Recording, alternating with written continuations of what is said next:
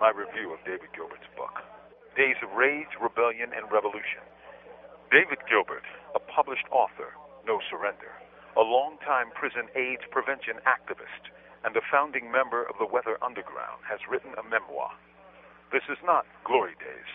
It is a reflective, critical, and self-critical, gripping, and yes, tragic account of an important and pivotal movement in the 20th century.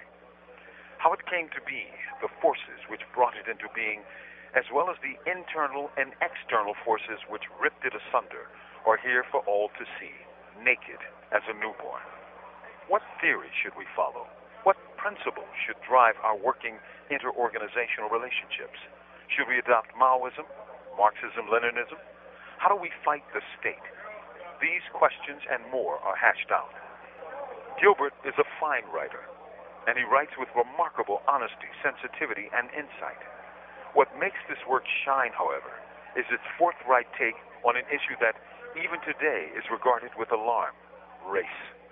Race, that is, the reality of race as lived by real people in Vietnam and in Harlem, opened an idealistic Jewish boy's eyes into the dangerous knowledge that things weren't as his teachers, or even his parents, not to mention his rabbi, said. Inquisitive, intellectually curious, questioning by culture and training, he sought his own answers of why the world was the way it was. And thus, albeit unknowingly, he began his trek towards the revolutionary road. We learn, as in the case of many of his generation, that the powerful, uncompromising orations of Malcolm X steered many from their slumber. While a student at Columbia, Gilbert attends a speech by him. 3 days later, the Muslim minister was assassinated. He also recounts the hypnotic and captivating power of black music that opened up a young, sensitive soul to the humanity and beauty of black people. We can only wonder what message lies encoded in today's black music and what resonates in the minds of today's white youth who listen.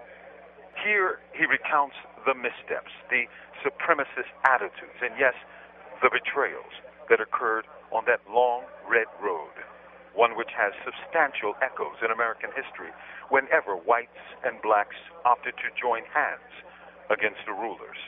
With love and struggle, David Gilbert adds heart and bone to the stuff of history. He explains why we are where we are in this schizophrenic nation, where our stated claims of equality fall lifeless and as dead as turned leaves before they hit the ground.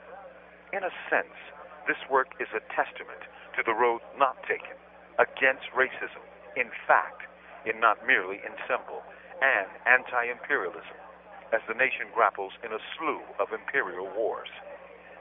Now, one wonders, why is this even remotely relevant to a review of Gilbert's book, A Trek Through the 60s, 70s, and 80s?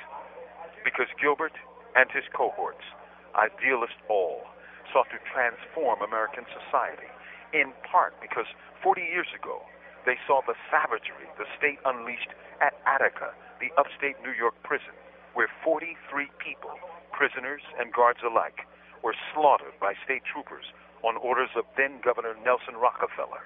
Gilbert and his comrades sought to wipe that kind of racist violence from the nation's history. They fought, imperfectly to be sure, to bring forth another future, certainly not this. For that, they should be studied. For that, they should be taken seriously. For that, love and struggle should be read. For that, they should be remembered. From Imprisoned Nation, this is Mumia, Abu-Jamal. These commentaries are recorded by Noel Hanrahan of Prison Radio.